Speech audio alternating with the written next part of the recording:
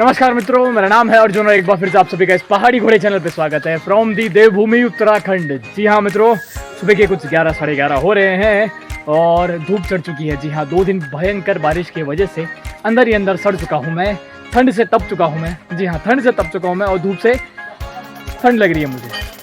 खैर, आज की शुरुआत हमने कर चुके हैं और ज़रा बाहर जाने का प्लान है, तो साथ में घुमाएं, है कि नहीं। धूप है अच्छी खासी। जी हाँ, ठंड भी है, तापमान कुछ 16 डिग्री सेल्सियस है। तो पानी आ चुका है, पानी भरने का कार्यक्रम शुरू हो चुका है और पानी आ रहा है बहुत तेज।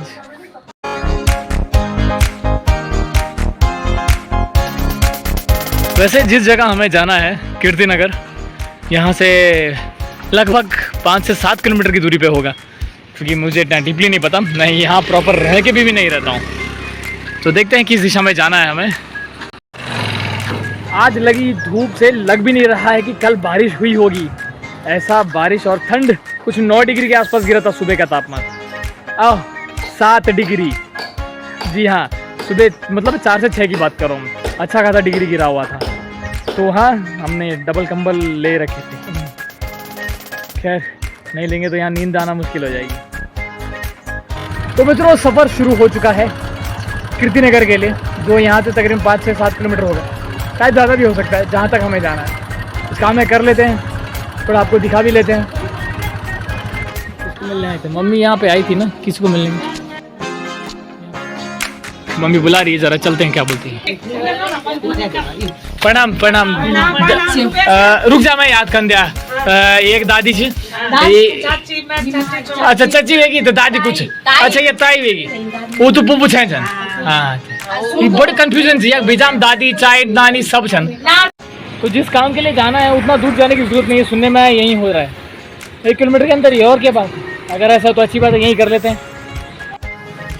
तो ये प्रॉब्लम होती है, आदमी जब नया होता है नए इलाके में तो उसको बहुत प्रॉब्लम होती है। सजेशन देने वाले तो मिले, अच्छा लगा, लेकिन दुकान बंद मिली। यहाँ कहीं काम था, मतलब बंदे हैं नहीं।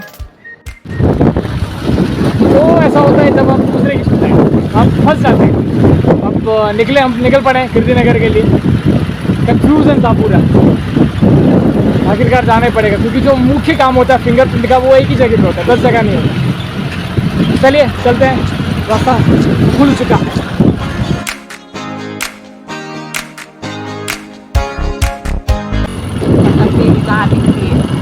चलो ये तो सही बोला, थोड़ा भटकेंगे नहीं तो जानेंगे कैसे रास्ते के बारे में।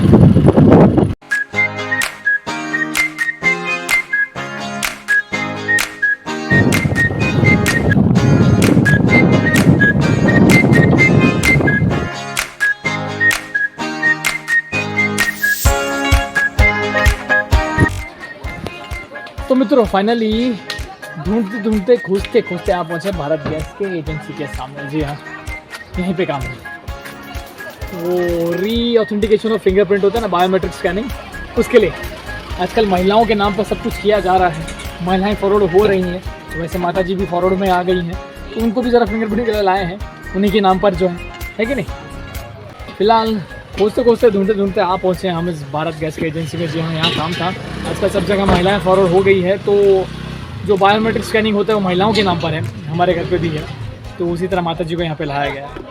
तो देखते हैं काम कब तक होता है। फिलहाल ये कीर्तिनगर का एक एरिया है, यहाँ से आगे कीर्तिनगर शुरू हो जाता है। आपको घुमा लिया जाए तो यहाँ पे हो रहा है बायोमेट्रिक स्कैनिंग महिलाओं के नाम पे।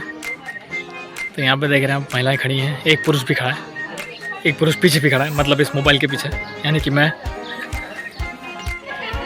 तो भारत गैस जिस जगह पर है वो जगह पसंद आई, और ये नया बना हुआ स्टेशन इनका भारत गैस का काफ़ी खूबसूरत बना है, अच्छा भी लग रहा है। वो भारी बैठा हुआ लौंडा, और पीछे ये पहाड़, और आगे बहती हुई नदी जो नहीं दिख रही है फिलहाल यहाँ से, लेकिन हाँ आगे है अलकनंदा।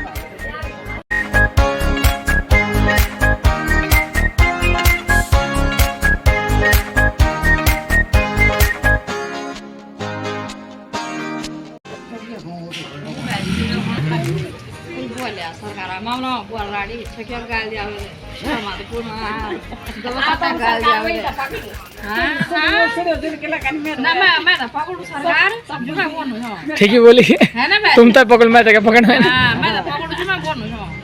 छक्का कह जावे मोदी ना समा गलत काम से मोदी कोनो ना दूरे मरे या राशन नहीं मिनी कुछ नहीं मिनी बलुआ फिंगर लगावो तो कवर लगावो मोटू नहीं हो अच्छा तुम्हारा अंगूठी नहीं होनो कहते हैं ना राशन कार्ड कटाई अच्छा अच्छा अच्छा हां वो मोदी ऐसे करते हैं अच्छा अच्छा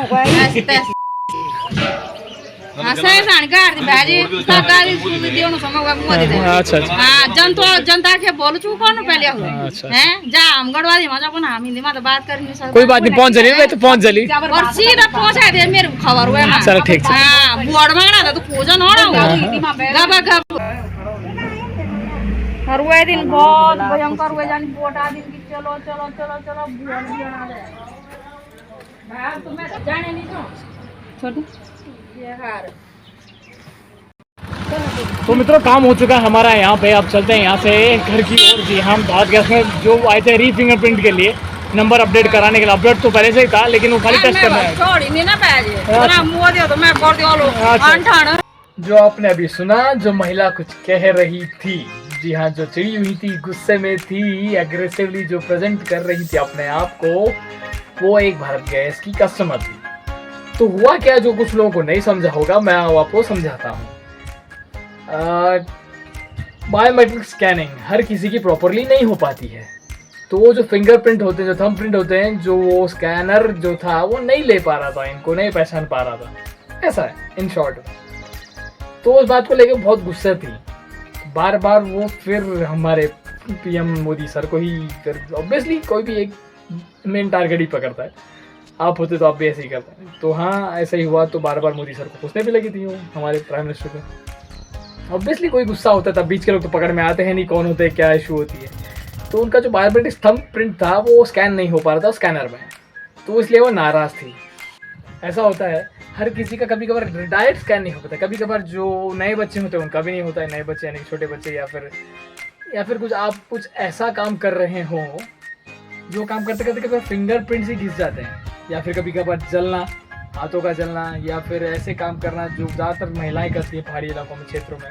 उनके फिंगरप्रिंट्स आप देखेंगे ना, उनके हाथ थोड़े बेचारों के थोड़े खराब से हो जाते हैं। काम करके पानी में रह के उनके हाथ को जब फिंगरप्रिंट देखते हैं थोड़ा रफनेस आता है उनके हाथ में, कठोर रहते हैं उनके हाथ। आप नोटिस करेंगे तो मैं ये नहीं कह रहा कि ये गलती है, मैं कह रहा हूँ ये भी एक रीज़न हो सकता है कि हो सकता है ये वजह से ना हो रहा हो सकता है।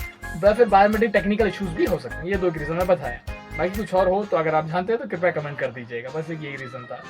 तो जी हाँ वहाँ से तो हम आ गए थे। अब करते हैं इस ब्लॉग का अंत यहीं पे।